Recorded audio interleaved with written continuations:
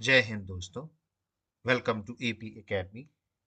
आज हम लोग एमपीपीएससी का paper 4 part A unit number 3 को आगे कंटिन्यू करेंगे। देखिए, लास्ट क्लास में हम लोगों ने साइकोथेरेपी के बारे में पढ़ा था, मनोचिकित्सा के बारे में पढ़ा था। हमने देखा था पर्सन सेंटर्ड थेरेपी, हमने देखा था बिहेवियर थेरेपी। ठीक। आज जो हम देखने वाले हैं वो देखने वाले हैं rational emotive behaviour therapy, cognitive behaviour therapy, positive therapy और फैमिली थेरेपी। ये 4 टॉपिक्स बचे हैं, तो हमारा यूनिट नंबर 3 कंप्लीट हो जाएगा। ठीक। So let's start with this video. Rational emotive behaviour therapy. Rational emotive behaviour therapy is a type of psychotherapy developed by Albert Ellis।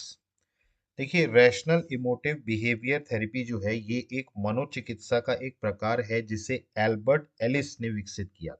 Developed by Albert Ellis. It focuses on changing irrational or negative thoughts that causes emotional problem। देखिए, यह उन अव्यावहारिक या नकारात्मक, irrational मतलब अव्यावहारिक, या नकारात्मक नेगेटिव विचारों को बदलने पर ध्यान केंद्रित करती है जो भावनात्मक समस्याएं पैदा करता है। It focuses on changing irrational or negative thoughts that causes emotional problem।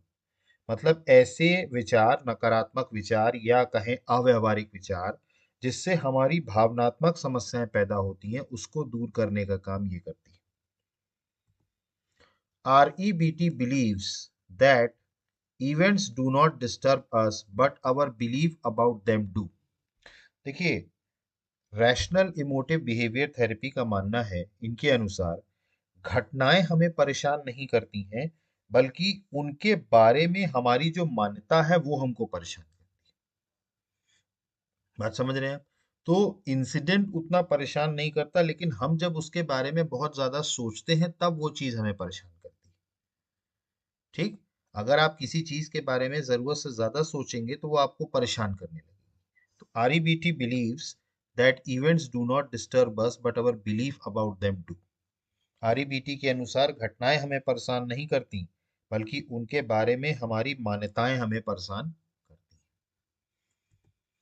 The therapist helps the person identify illogical beliefs. देखिए, जो थेरेपिस्ट व्यक्ति होता है ना, उसकी अव्यावहारिक या तर्कहीन मान्यताएं की पहचान करने में मदद करता है। देखिए क्या है, जो चीजें तर्कहीन है, इलॉजिकल है, ठीक है, उनको पहचानने में लोगों की मदद करता है एक थेरेपिस्ट। मतलब जो चीजें अव्यावहारिक हैं या जिसे कहा जाए कि जिसका कोई मतलब नहीं है, तर्कहीन है वो, तो ऐसी मान्यताओं को पहचानने में मदद कौन करता है? थेरेपिस्ट मदद करता है लोगों की। These beliefs are challenged and replaced with rational thinking।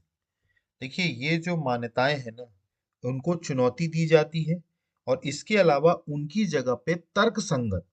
देखिए, अभी तक हम जो कर रहे थे मान्यताएं वो तर्कहीन थी, इलॉजिकल थी, बट अब जो बात हो रही है उसकी जगह पर किस सोच को विकसित किया जा रहा है? रैशनल थिंकिंग, तर्क संगत। मतलब ऐसी चीजें जिसका तर्क दिया जा सके। ठीक है, ऐसी मान्यताओं को विकसित की जाती है उनकी जगह पर। It helps reduces anxiety, anger and depression. देखिए, ये क्या है, आपके अंदर जो चिंता है, जो गुस्सा है या अवसाद है, इसको कम करने में मदद करती है, डिप्रेशन को कम करने में मदद करती है। REBT encourages self acceptance and emotional control. देखिए, REBT एक तो आत्म स्वीकृति और भावनात्मक नियंत्रण, इसको बढ़ावा देने का काम करती है। मतलब एक तो आपके अंदर आत्म स्वीकृति, सेल्फ एक्सेप्टेंस, और दूसरा है भावनात्मक नियंत्रण, इमोशनल कंट्रोल। इसको बढ़ावा देने का काम कौन करती है? Rational emotive behaviour therapy. The goal is to develop a healthy, positive and realistic way of thinking. देखिए, इसका लक्ष्य होता है स्वस्थ, सकारात्मक और यथार्थवादी सोच विकसित करना। यथार्थवादी, जो रियलिस्टिक हो, वो सोच डेवलप करना, ये अल्टीमेट लक्ष्य या एम होता है रैशनल इमोटिव बिहेवियर थ्योरी का, थेरेपी का, सॉरी। ठीक, तो इसका अल्टीमेट लक्ष्य क्या है? एक तो स्वस्थ हेल्दी, दूसरा सकारात्मक पॉजिटिव, और तीसरा जो है वो है रियलिस्टिक यथार्थवादी सोच विकसित करना। ठीक, इसका एक एग्जाम्पल आप देखिए। A person believes if I fail once, I am useless. The therapist challenges this belief and replaces it with failure is a chance to learn. The person feels less anxious and more motivated. देखिए, उदाहरण के तौर पर अगर एक व्यक्ति ये मान लेता है कि अगर मैं एक बार असफल हो गया तो मैं बेकार हूं, अगर एक व्यक्ति ने इस बात को मान लिया कि अगर मैं एक बार असफल हो गया तो मैं बेकार हूं, तब उस टाइम पर थेरेपिस्ट उसके अंदर उसके इस विश्वास को चुनौती देता है और इसे बदल कर कहता है कि असफलता सीखने का एक अवसर है। मतलब वो उसके अंदर क्या बिलीव देता है कि आप सफलता का मतलब ये नहीं हो गया एक बार असफल हो गए तो आप बेकार हो गए।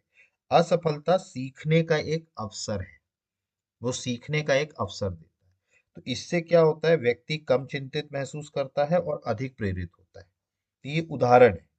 मतलब पहले वो ये सोच रहा था कि अगर मैं एक बार फेल कर गया, असफल हो गया तो मैं बेकार हूँ। ऐसा नहीं। थेरेपिस्ट ने ये विश्वास जगाया कि भाई असफलता जो है वो सीखने का भी एक अवसर होता है। क्लियर हुआ? ठीक, तो ये थी रैशनल इमोटिव बिहेवियर थेरेपी। ठीक, सारे पॉइंट्स नोट कर लीजिएगा। ठीक, या तो इसकी फोटो खींच लीजिएगा आप, ठीक है, या फिर आप इसको नोट्स बनाते चलिएगा। देखिए, मैंने पहले भी कहा था, अभी भी मैं कह रहा हूँ, नोट्स बनाते चलिएगा। नेक्स्ट बात करें, अगली है कॉग्निटिव बिहेवियर थ्योरी। ठीक, sorry, cognitive behaviour therapy, cognitive behaviour therapy. इसमें अगर हम बात करें कॉग्निटिव बिहेवियर थेरेपी में, तो cognitive behaviour therapy is a type of psychotherapy that focuses on thoughts feelings and behaviours. देखिए, कॉग्निटिव बिहेवियर जो थेरेपी है ना, ये मनोचिकित्सा का वह प्रकार है जो विचार, भावनाएं और व्यवहार पर ध्यान केंद्रित करता है। मतलब एक व्यक्ति के विचार क्या है, उनकी भावना क्या है और उसका व्यवहार क्या है, इस पर ध्यान केंद्रित करने वाली जो थेरेपी होती है उसको बोलते हैं cognitive behaviour therapy. It is based on the idea that negative thoughts lead to emotional and behavioural problem.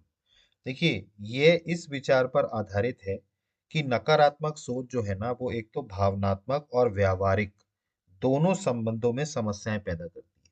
मतलब जो व्यक्ति नकारात्मक सोच रखता है, वो एक तो इमोशनली तो एक तो समस्याएं उसके साथ होती ही होती हैं, जो अभी हमने देखा था। इसके अलावा उसके बिहेवियर पर भी असर पड़ता है। ठीक है, वो धीरे धीरे गुस्सा आने लगता है उसको, चीजें उसको मतलब हर चीज बेकार लगने लगती है, दुनिया की हर चीज उसको क्या लगने लगती है, बेकार लगने लगती है। तो ये जो नकारात्मक सोच है ना, इस पर आधारित है ये विचार। Cognitive behaviour theory helps people identify and change unhealthy thinking pattern. देखिए, कॉग्निटिव बिहेवियर थेरेपी जो है ना, वो लोगों को अस्वस्थ सोच के पैटर्न की पहचान करने और उन्हें बदलने में मदद करती है।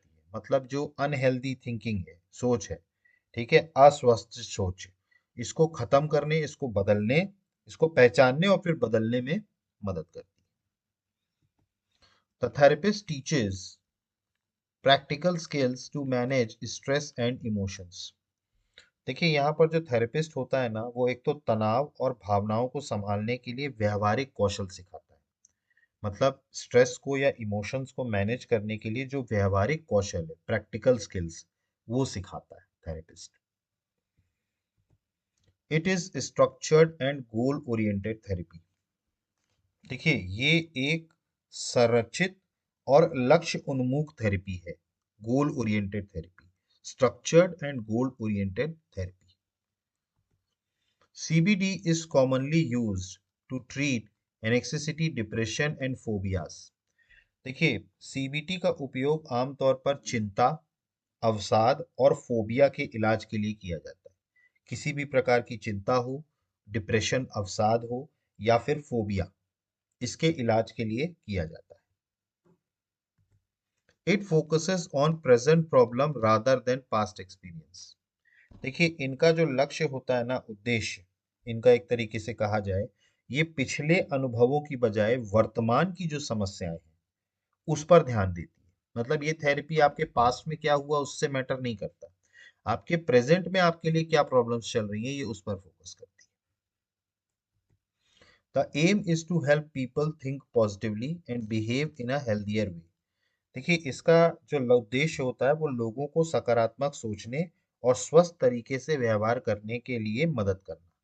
मतलब वो स्वस्थ तरीके से व्यवहार कर सके और एक सकारात्मक सोच उसके प्रति हो चीजों को लेकर के, यही इसका लक्ष्य होता है। उदाहरण के तौर पर अगर हम बात करें, a person feels anxious before public speaking and thinks everyone will laugh at me. CBT helps change his thought to a realistic one and practise speaking skills. Confidence improves and anxiety reduces। देखिए होता क्या है, एक व्यक्ति सार्वजनिक भाषण जब देता है उससे पहले चिंतित महसूस होता है कि हर कोई मुझ पर हंसेगा, सब लोग मुझ पर हंसेंगे। कई बार क्या होता है, पब्लिक मीटिंग्स जो होती हैं लोगों के सामने जब आपको बोलना होता है तो आप कई बार नर्वस हो जाते हो, ठीक है, चिंतित महसूस करने लगते हो। सीबीटी जो होता है ना, कॉग्निटिव बिहेवियर थ्योरी, वो इस सोच को बदलता है और इसके लिए यथावादी सोच में बदलता है। जैसे और बोलने के कौशल जो स्पीकिंग स्किल्स होती हैं उसका अभ्यास करने में मदद करती है। प्रैक्टिस स्पीकिंग स्किल, जिससे उसके मन में आत्मविश्वास बढ़ता है और चिंता कम हो जाती है। समझ में आया आपको? तो ये था कॉग्निटिव बिहेवियर थेरेपी। ठीक, क्लियर हो रहा है आप लोगों को? ठीक, अगला बात करें, पॉइंट्स नोट कर लीजिएगा। अगली है पॉजिटिव थेरेपी। ठीक है, पॉजिटिव थेरेपी। पॉजिटिव थेरेपी की अगर हम बात करें, positive therapy, also called positive psychology therapy, focuses on a person's strength rather than weakness। देखिए पॉजिटिव थेरेपी जो होती है ना, जिसे पॉजिटिव साइकोलॉजी थेरेपी भी कहते हैं, ठीक है, ये व्यक्ति की कमजोरियों की बजाय उसकी ताकत या उसकी शक्ति पर ध्यान केंद्रित करती है। कि उस व्यक्ति की वीकनेस क्या है उस पर ध्यान नहीं देती है, ये इस चीज पर ध्यान देती है कि उस व्यक्ति की ताकत क्या है। Positive therapy, it aims to increase happiness, hope and overall well-being। देखिए इसका उद्देश्य एक तो खुशी, दूसरा आशा और समग्र कल्याण को बढ़ाना है। समग्र कल्याण को, ओवरऑल वेलबींग को इंक्रीज करना, खुशी को इंक्रीज करना, आशा बढ़ाना और समग्र कल्याण को बढ़ाना है।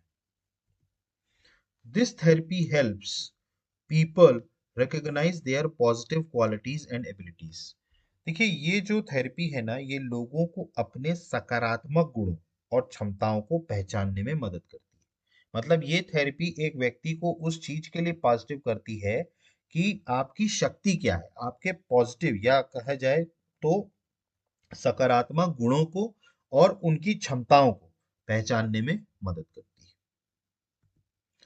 है। It encourages gratitude, optimism and positive thinking.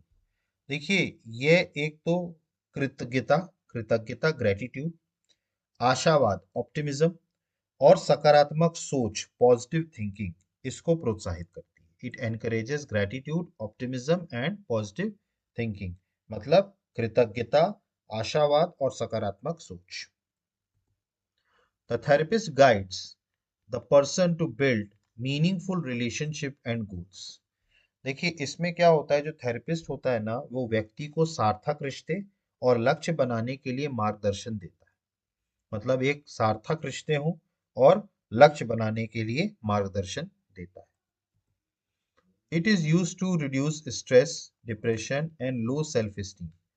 देखिए ये बेसिकली इसके उपयोग से एक तो तनाव, अवसाद और कम आत्मसम्मान को कम करने के लिए किया जाता है। मतलब लो सेल्फ स्टीम, जब खुद का आत्मसम्मान कम होता है, उसको रिड्यूस करने के लिए।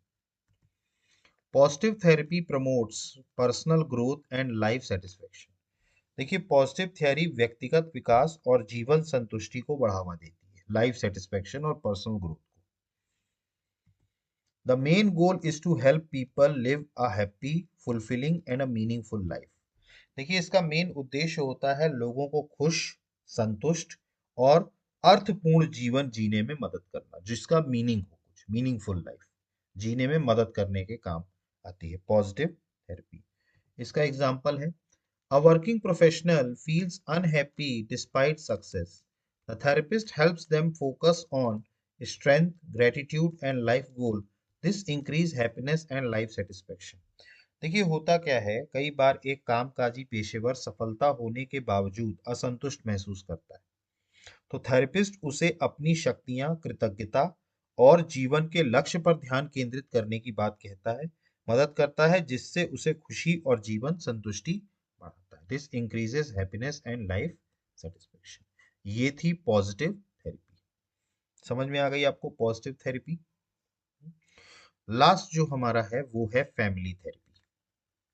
ये बहुत इंपॉर्टेंट है, ये लास्ट टॉपिक है हमारी यूनिट का, family therapy. Family therapy is a type of psychotherapy that involves family members in treatment.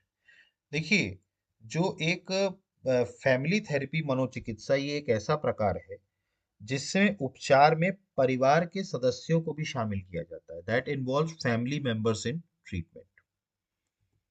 It focuses on improving relationship and communication with in the family. देखिए, इसका परिवार के भीतर संबंधों और संचार को बेहतर बनाने पर ध्यान केंद्रित करती है। मतलब कि जैसे फैमिलीज में आपस में एक दूसरे के साथ रिलेशन अच्छे नहीं चल रहे हैं, तो उनके संबंधों को और उनके कम्युनिकेशन संचार को बेहतर बनाने के लिए इस थेरेपी का इस्तेमाल किया जाता है। The therapist helps family members understand each other's feelings and behavior. देखिए, इसमें होता क्या है कि जो थेरेपिस्ट होता है ना, वो परिवार के सदस्यों को एक दूसरे की भावनाओं और व्यवहार को समझने में मदद करता है। मतलब एक दूसरे के व्यवहार को और उनकी भावनाओं को समझने में मदद करता है therapist. It is useful in resolving conflicts, misunderstandings and stress. देखिए, ये बेसिकली होता क्या है, एक तो आपस में जो संघर्ष चल रहा है, वो कोई गलत फहमियां हैं वो, और इसके अलावा तनाव, इसको सुलझाने में ये मदद करता है फैमिली थेरेपी। ठीक है, मतलब कोई मिसअंडरस्टैंडिंग हो जाती, गलत फहमियां हो जाती हैं परिवारों में आपस में, तो उसको दूर करने का काम क्या करती है family therapy. Family therapy is often use for marital problems, child behaviour issue and emotional disorder. देखिए, थेरेपिस्ट जो होता है ना, ये फैमिली थेरेपी, इसका उपयोग अक्सर वैवाहिक समस्याएं, मैरिटल प्रॉब्लम्स जो होती हैं, जैसे वाइफ हस्बैंड में जो प्रॉब्लम्स होती हैं, उसको दूर करने के लिए, या बच्चे के व्यवहार संबंधी समस्याएं, चाइल्ड का जो बिहेवियर है इशू, उसको लेकर के, या फिर भावनात्मक विकारों के लिए किया जाता है। तो फैमिली थेरेपी बेसिकली, वैसे तो कहा जाए तो वैवाहिक समस्याओं के लिए इसका ज्यादा उपयोग होता है, और थोड़ा बहुत बच्चों के व्यवहार संबंधी समस्याओं को लेकर। It views the family as a system where each member affects others. देखिए, इनका मानना होता है कि ये जो होता है ना, परिवार को एक ऐसी प्रणाली के रूप में देखती है जहां हर सदस्य दूसरे को प्रभावित कर रहा है। ठीक है, मतलब हर सदस्य क्या है, दूसरे को क्या करता है, प्रभावित करता है। सेशंस में इंक्लूड ऑल और सम फैमिली। ये इसमें जो सेशन होते हैं, सत्र जो होते हैं, उसमें परिवार के सभी या कुछ सदस्यों को शामिल किया जाता है। The goal is to create a supportive, healthy and a balanced family environment. देखिए, इसका लक्ष्य होता है एक सहायक, स्वस्थ और संतुलित पारिवारिक वातावरण बनाना। सहायक, स्वस्थ और संतुलित पारिवारिक वातावरण बनाना। ठीक है, अगला बात करें, एग्जाम्पल के तौर पर देखें, parents and teenage child argue daily in therapy, everyone expresses feeling openly, the family learns better communication, reduce conflict and improve understanding. होता क्या है, माता पिता और जो किशोरी अवस्था के जो बच्चे होते हैं, उनमें रोज बहस करते हैं। तो थेरेपिस्ट क्या करता है, थेरेपी जब होती है तो उस टाइम पर सभी लोग अपनी भावनाओं को खुलकर व्यक्त कर पाते हैं, जिससे परिवार बेहद संवाद करना सीखता है, जिससे संघर्ष कम होता है और समझ क्या होती है, बढ़ जाती है। It improves understanding. क्लियर है? ठीक। तो यहाँ पर आकर के हमारी यूनिट नंबर 3 कंप्लीट होती है। ठीक है, हमारा पेपर 4 पार्ट ए में 3 यूनिट्स कंप्लीट हो गई हैं। ठीक है, कल से हमारी चौथी यूनिट चालू होगी, जो है moral value in public administration. ठीक है, हम इसमें देखेंगे कौन कौन से पॉइंट्स हैं, और उसके बाद हम कुछ केस स्टडीज के बारे में पढ़ेंगे इस चैप्टर में कि इसके केस स्टडीज क्या क्या है। क्लियर? तो आई होप कि आपको सारी चीज़ें समझ में आ गई होंगी। इसके बाद भी अगर आपको कोई डाउट उठता है तो आप प्लीज़ कमेंट बॉक्स में मेंशन कीजिए। अदरवाइज अगर आपको हमारे इस चैनल से थोड़ी बहुत भी एमपीपीएससी को लेके मदद मिल रही है तो प्लीज़ आप हमारे चैनल को लाइक कीजिए, सब्सक्राइब कीजिए और मैक्सिमम से मैक्सिमम शेयर कीजिए। So guys, thank you, have a good day, जय हिंद, नमस्कार।